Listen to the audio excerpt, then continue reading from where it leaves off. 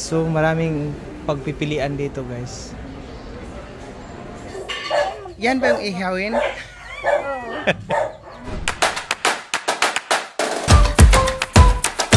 Good morning, guys. Ayan, kakagising ko lang. So lumabas tayo para maghanap ng ulam. Kasi ano na, mag-11 na. Late na ako nakatulog kanina eh. So magtingin-tingin tayo dito dahil may malapit na ulam dito. Ayan.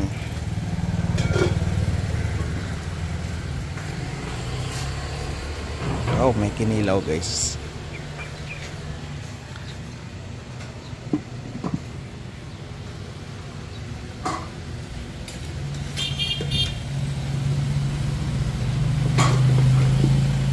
May ano, bangus. Pagkano to? Ulo ng bangus? 2.5. Isa daw. Take out lang.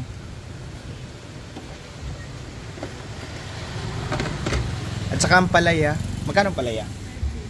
Isang serve din.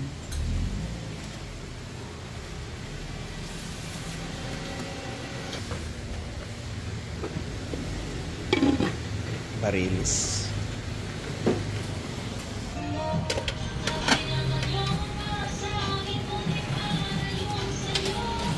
Ayun guys, dito na po tayo sa bahay. So ito yung nabili natin kanina. Ito yung serve ng worth of 30. Yung ampalaya.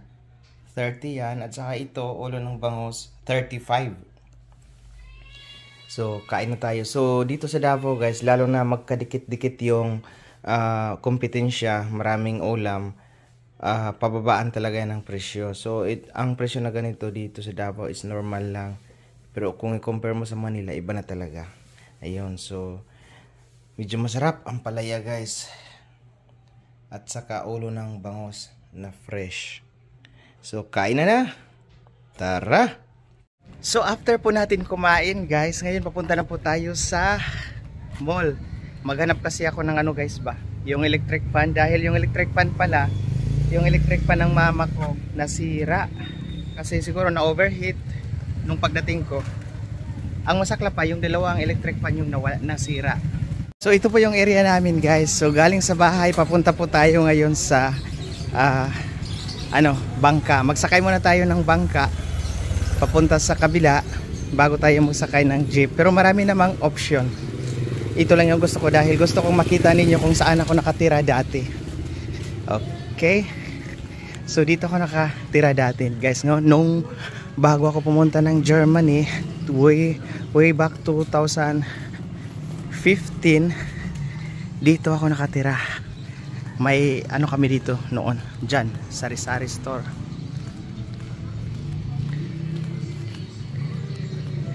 Ayan, so itong way na to, papunta to sa sa river. May bangka dyan.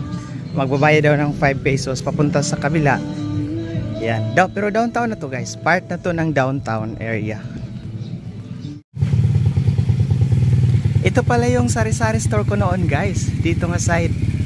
Yan, wala na ngayon.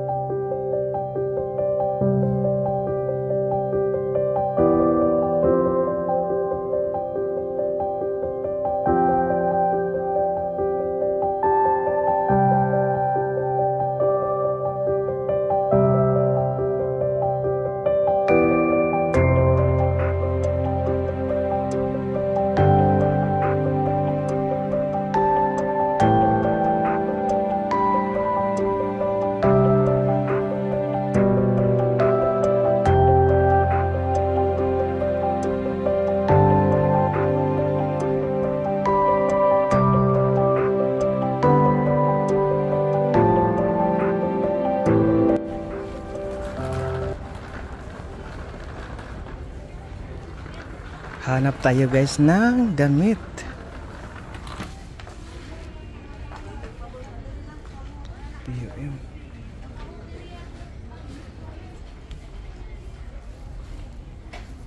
After ko makabili ng ano ko guys ba ng gamit, ng damit doon sa baba, dito ako ngayon sa area kung saan may mga map ba. Kasi si Mother last time naghahanap ng map, itong ganito.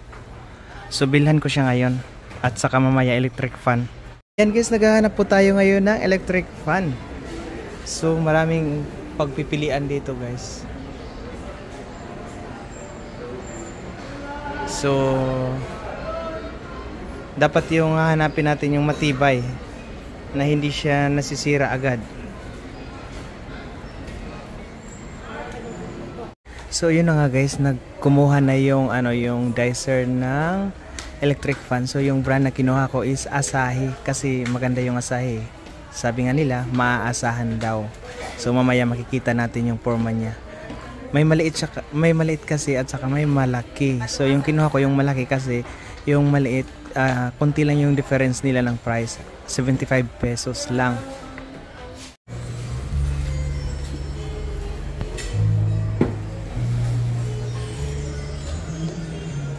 Ito yung sinabi ko kanina guys na maliit. Ito yung malaki.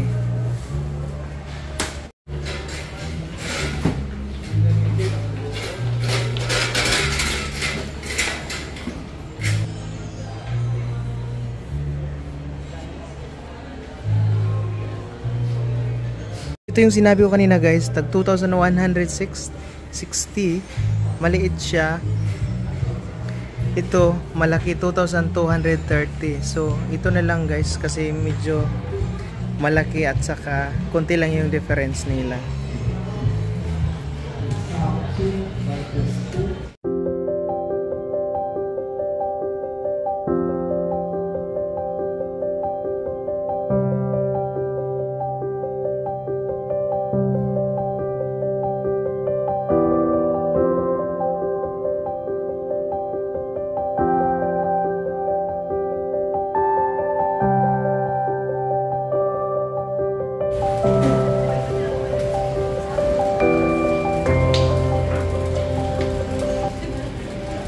So ito ngayon guys yung grocery natin kay Mudra, kay Mama, kay Mother ko. So ito sa akin to, water at saka kasi hindi ako minom ng sa gripo. Tapos the rest doon sa bahay yung pag mag-breakfast ako or pag nandoon, ito bumili ako ng ng beef pang balbakwa. Tapos bumili ako nito guys ba, ito biscuit para sa kanila doon. Ayan. So ngayon after nito kukunin ko ng electric fan tapos diretso na ako doon sa Poly kung saan nakatira si Mother. Doon kami mag-dinner, kasama ko yung mga pinsan ko din, sila Lovely. So ayun na nga guys, bumalik po tayo dito sa 3rd floor para kunin yung electric fan at bayaran na sa counter. So galing po tayo sa supermarket, ito yung mga binili natin. Ay, nakakapagod.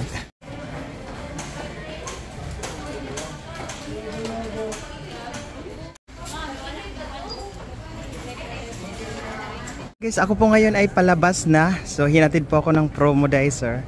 So, nandyan na daw yung aking taxi card. Si Bayboy, sinundo ako yung gamit tricycle lang.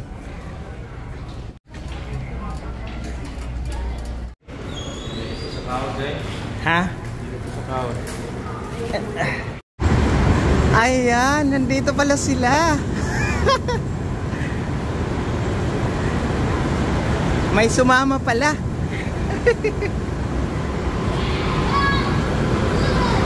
Guys, ito yung taxi namin. So papunta na kami ngayon doon sa Poly. Doon kami mag-dinner. Si Biboy pala. Doon kami mag-dinner sa Poly kasi merong manok daw si Mother na ipaihaw ba. So sayang kung hindi makain yun. Kaya nagbili na lang ako ng pang pansit, pang bami. Oo. Ay, may allergy daw si Wancho, kaya daw hindi daw siya makakain. Sayang. Ikaw, Sky, may allergy ka? Wala? Ah, wala. Si Wancho lang pala.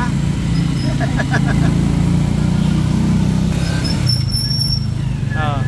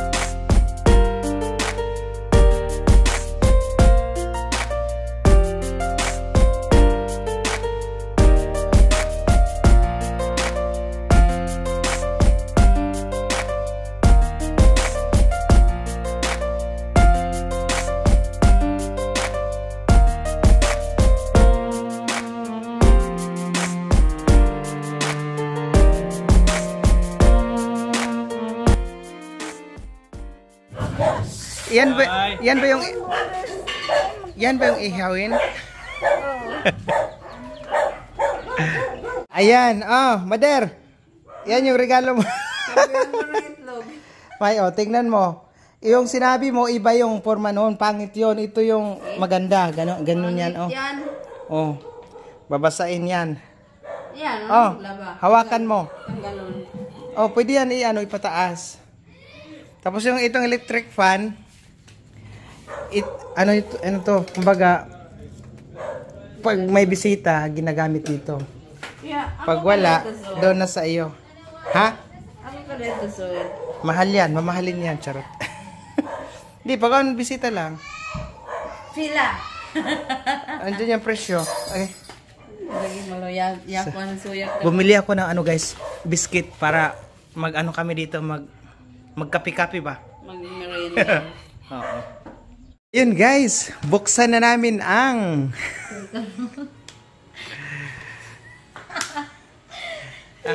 biskuit. Ribisco ang brand. Mas mura yan compare doon sa isa. Yung malaki din.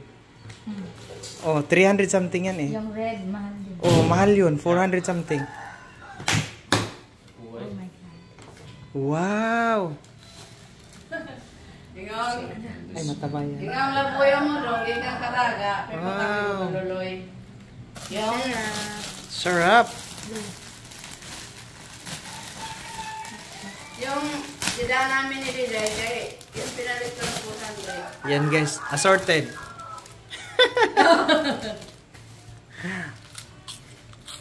That's mean. Kaya videoan yung kamot. Ni Bisay. Isa sa namimiss ko na pangpansit ba? Bihon.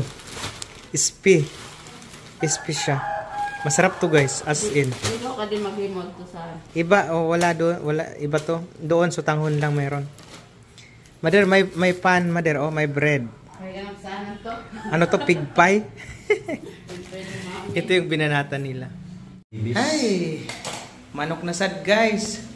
Manok na naman grabe yung taba. Taba. Tambok talaga. Manok na naman. Another manok. Native daw yan, native chicken.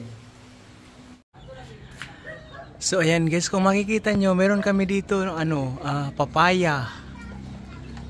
Meron ding ang tawag doon, malunggay, pero konti na lang yan. Sa kabila meron. Tapos manok. May manok manok. At meron din kaming guava, bayabas. Ayan. At saka mayroon ding langka, pero mga maliit pa guys. Tapos doon sa kabila may rambutan, pero hindi pa naman siya Hindi pa siya wala pa siyang mga fruits ba. Ang tagal na, ilang taon na namin nagantay. Buti pa sa kabila meron. Doon, meron sa ano namin, kapitbahay. Yun na nga guys, ngayon kami po ay magkain na. So ito yung namimiss ko. Isa sa namimiss ko itong ganitong pansit. Spi ang gamit guys. So rice noodles ang gamit. Yan. Ito yung ano, yung manok kanina, native daw, native chicken. Sabaw na naman. Ito yung halang-halang guys. So medyo maanghang talaga siya kasi halang-halang eh. Yan, manok yan ni mother guys. Ganoon talaga guys kapag tapos na ay magkakaroon na ng Sharon. Kunita. Balutin. Ayun na nga guys, katatapos lang po namin kumain. So ngayon po kami ay nag-ready na para umuwi na sa kabilang bahay. Sana all may isang bahay. Oo. Dahil doon kami po matulog. So dito si Mader. Pero at least mayroon na siyang electric fan ngayon. So makatulog pa siya ng mahimbing. Ayan. Maraming salamat po sa inyong walang sawang panonood at pag-suporta sa ating vlog. At ito pa rin po ang Dong Vlogs. Bye-bye! Ingat at good night! Bye-bye, Mother! See you tomorrow! Yes,